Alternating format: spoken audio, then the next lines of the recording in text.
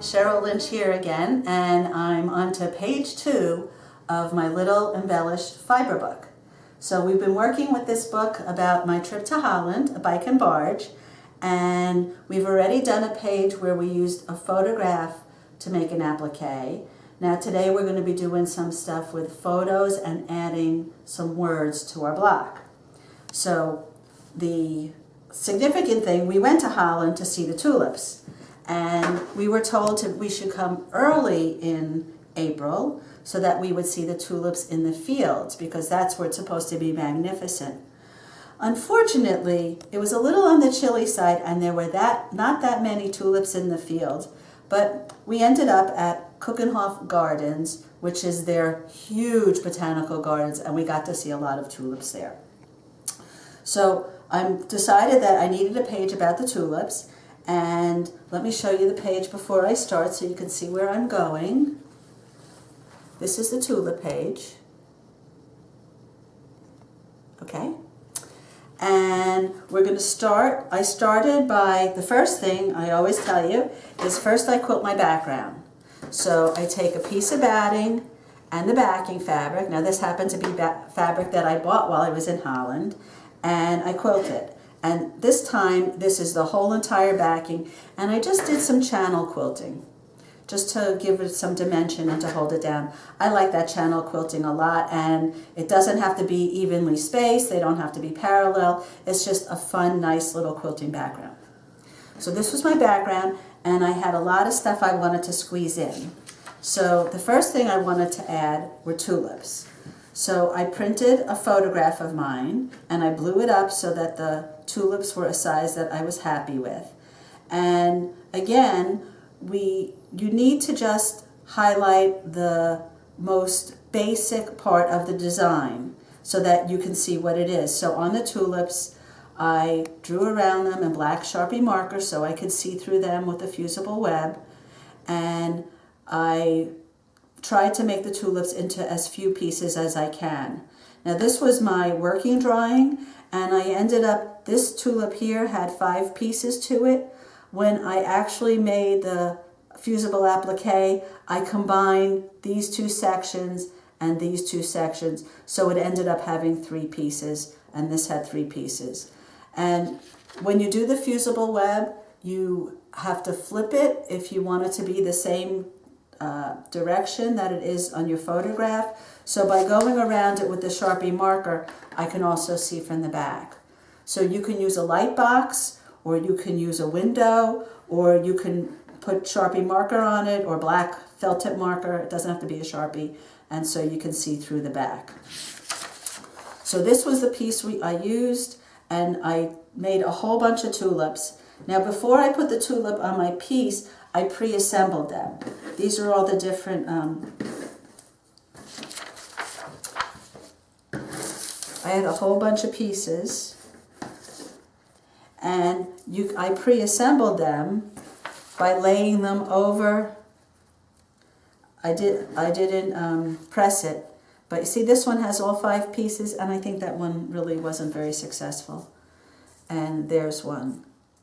So I laid them together, and then you can fuse them all together, but be careful not to do it on your ironing board, otherwise it will stick to your ironing board.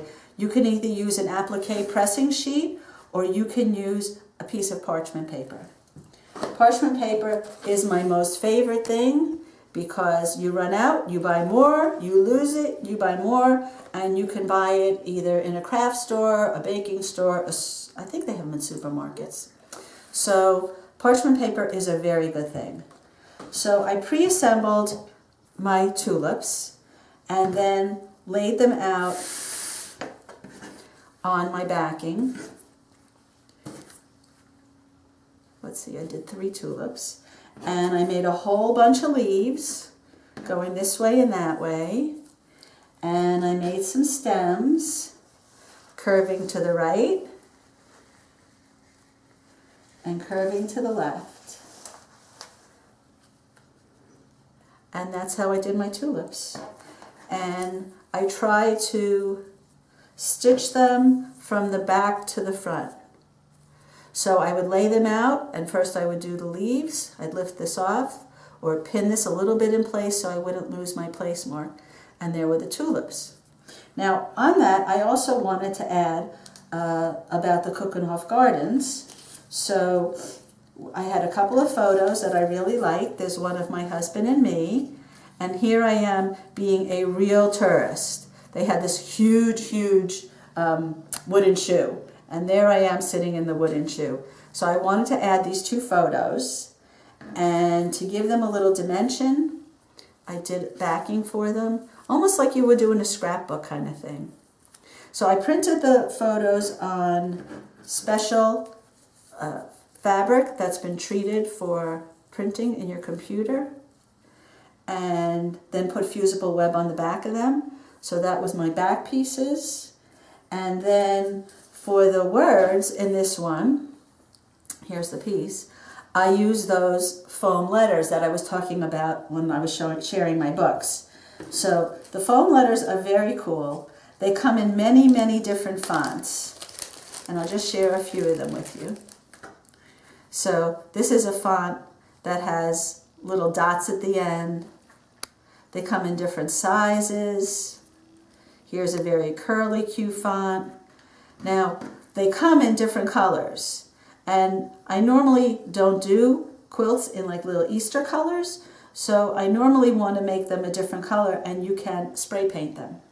So these letters I spray painted with gold spray paint, and on my piece I spray painted them with white spray paint. So this way I get a more uniform look. So I took those letters, and the one thing that I really like about them is most of them have a paper backing, and you can peel off that paper backing, and they're sticky. So you can place them on your fabric. Oh, let me place them on this. Oh, can you hear that? You can place them on your fabric. And then what I do is I whip stitch them in place. So you can lay them out so that they're nicely spaced. They'll stay kind of in place, and then you can stitch down your letters. So I want to share with you the fabric that you print on that's pre-treated for printing with your computer is very expensive. We're talking upwards of $3 a sheet, the kind that I like the best. So I have a little trick because I'm thrifty, and I think as quilters we're all thrifty. So when you cut out your photos, you want to save the fabric. And I save every single little scrap there is, even pieces this size. And what I'll do is if I need something printed that's small, I will first print it on a piece of paper. And then I will take a little spray adhesive, and I'm not partial to any brand, but it should be a repositionable spray adhesive. You don't want permanent. Spray the back of my fabric. You see how this is shiny? And this is the fabric. So I'll spray the shiny side with the adhesive, lay it right over what I just printed, and then I'll put it through the printer again. And it will print it exactly where it printed before, which this time it will be right on top of my fabric. So that's a great tip for helping to extend using your expensive pre-treated fabric. And I want to show you this. This has all of them have something on the back of them to make them stiff to go through the printer. This one has a clear plastic backing. So when you're cutting out places where you have printed, try to leave the backing on the pieces that haven't been printed yet. So there I go. I fused my pieces on, stitched around. I like to stitch around everything just to make sure it stays in place. And there's my tulip block, and there it is in my book.